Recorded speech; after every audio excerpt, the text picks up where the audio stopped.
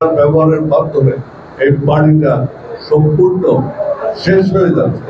তখন এই 20 মে সভায় আমরা বললাম যে 20-1 ধারা এটা বাতিল থাকবে এবং আমি জাস্ট অপারেটিভ পার্টটা বলছি। এই ক্ষমতা বলে মানে চেয়ারম্যান 20-1 ধারার যে ক্ষমতা দিয়েছে, এই ক্ষমতা বলে তিনি প্রয়োজন বলে প্রতিটি স্তরের কমিটি গঠন, পুনর্গঠন, পার্টির বিরোধ করতে পারেন।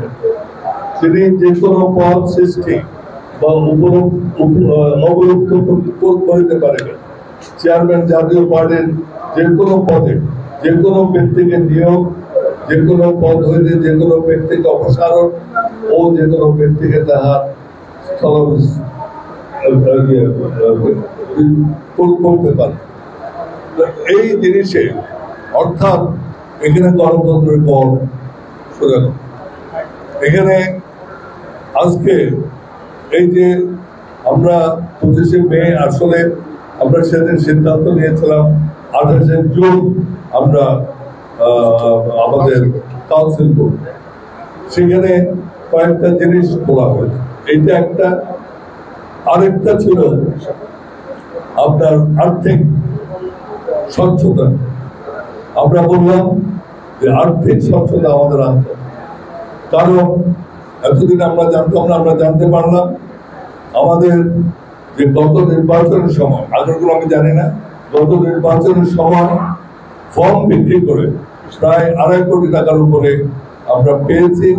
সেই টাকার 1 টাকাও আপনার আমাদের ব্যাংক অ্যাকাউন্টে জমা হয়নি এবং এটার পুরো হিসাব দেওয়া। আমাদের নারী যে আসন ছিল 2টা, সেটার জন্য তারা কিছু ডোনেশন অনুদান দিয়েছিলেন, সেই অনুদানেরও কোনো হিসাব আমরা পাইনি এবং এগুলো ব্যাংক অ্যাকাউন্টে দেওয়া এবং চাঁদার টাকারও কোনো হিসাব নিকাশ কোনো কিছু নাই।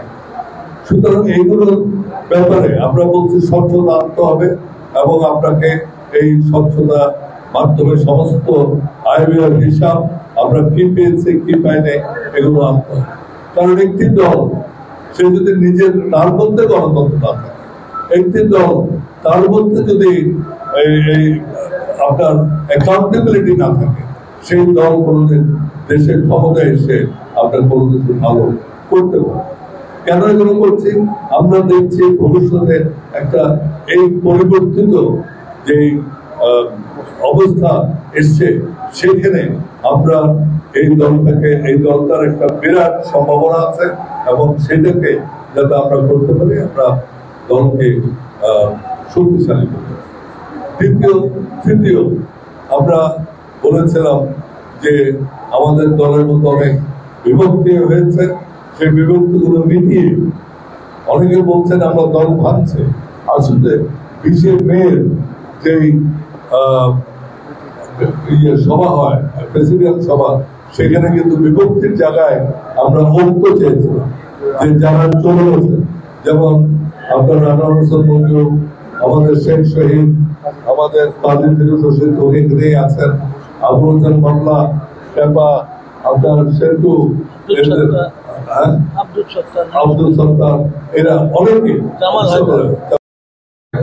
তিনি বললেন যে আমাকে ভারতের পারমিশন ছাড়া আমি বলতে পারবো। I think we made a mistake. আমরা একটা ভুল করেছিলাম, সেদিনেই তাকে বের করে দেওয়ার উদ্যোগ দেওয়া। কারণ বাংলাদেশের একটা পার্টি, যে পার্টি 12 বছর ক্ষমতায় ছিল, সেই পার্টির একজন চেয়ারম্যান তিনি কি করে বলতে পারেন ভারতের অনুমতি নিয়ে তাকে কথা বলতে। আরেকটা সেদিন কিছুদিন এই পরিবর্তনের পরে তিনি একদিন সকালে বলে দিলেন যে শেখ হাসিনাকে ভারত থেকে এনে বিচার করে ফাঁসি দিতে হবে। আপনি বিচার করেন ফাঁসি দিবেন, ফাঁসির আপনি বিচারের কথা বলবেন আবার ফাঁসি দিবেন, একসাথে এই কথাগুলো বলা যায়। আপনি বিচারের কথা বলবেন, সুতরাং এটা তো কোর্টের ব্যাপার। সুতরাং আমরা যেটা দেখেছি, ওনার যেটা যখন দরকার, ওই আপনার হাসিনাকে বিচারের কথাও বলেছে, ফাঁসের কথাও বলেছে, আবার যখন তার নিশ্চয় করে হিডেন এজেন্ডা আছে, এখন তিনি বলছেন যে আওয়ামী লীগ ছাড়া ইলেকশন, সেটা আমরাও বিশ্বাস। কিন্তু কথা হচ্ছে তো আমরা তো আগের কথাটা বলি নাই যে তাকে সবিরোধী এইসব কথা। এইরকম একজন লোক আমাদের পার্টিকে নেতৃত্ব দেবে, এইটা হতে পারে। যে দল আছে এই দল থাকবে। আমাদের সকল নেতৃবৃন্দ যারা চলে গেছে তাদের সকলকে নিয়ে একত্রিত সারা বাংলাদেশের দলকে গঠন করবো, শক্তিশালী করবো, ইলেকশনমুখী করবো এবং আমরা এই দল ছাড়িয়ে থাকবো না। কোন রকমের এই ধরনের চিঠি, বহিষ্কারের চিঠি আমাদেরকে স্তব্ধ করতে পারবে না। কারণ বহু পথে নেতা কর্মীদের সাথে দেখা হয়েছে, তাদের সাথে আমাদের বন্ধন আছে, ভালোবাসা আছে, ভালোবাসার গভীরতা আছে। আমরা সুখে দুঃখে ভারতে বন্ধুদের জেল জুলুম অত্যাচার করে এই দল করেছি, এই দলের ধাক্কা দিলেই আমরা বসে যাবো, তা হবে না।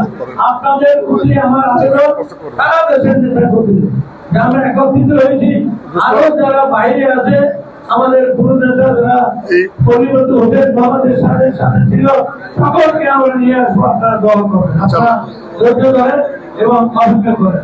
আচ্ছা, আপনি অবনতি দেওয়ার কারণটাতে কোনো প্রক্রিয়া নাই। নাম্বার 2, আমি একটা অবনতি পত্র পেয়েছি, আপনারা বিচার করেন সাংবাদিক ভাইরা যে অবনতি হয় কিনা। উনি পরিষ্কার ভাবে লিখছেন, আপনার অবনতির জন্য জানা যাচ্ছে যে গত 17 অক্টোবর 2024 সালে বৃহস্পতিবার সকাল 11টায় জাতীয় পার্টি চেয়ারম্যানের কার্যালয়ে দলের প্রেসিডেন্ট অনুষ্ঠিত হয়।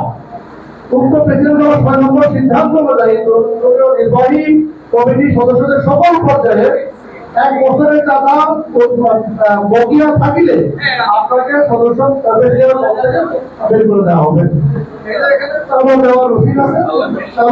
ডিসেম্বর পর্যন্ত অক্টোবরের প্রতিষ্ঠান দেওয়া আছে। তাহলে কি অব্যাহতি কি হলো? বিবেচনা করেন। তাহলে আমার মনে হয় তার অব্যাহতি দেওয়ার রাইট নাই। ওনার অব্যাহতিটা বিভ্রান্তিমূলক, অসত্য, মিথ্যা এবং হেয় প্রতিপন্ন করেছেন এবং তা আসলে এই ব্যাপারে আমার মনে হয় সারা দেশের দুর্নীতি কর্মীরা এই ব্যাপারে পদক্ষেপ গ্রহণ করবে। আমরা লাস্ট সময় নিয়েছিলাম জুনের 30 তারিখের মধ্যে 2025-এ, এর মধ্যে কাউন্সিল করতে হবে।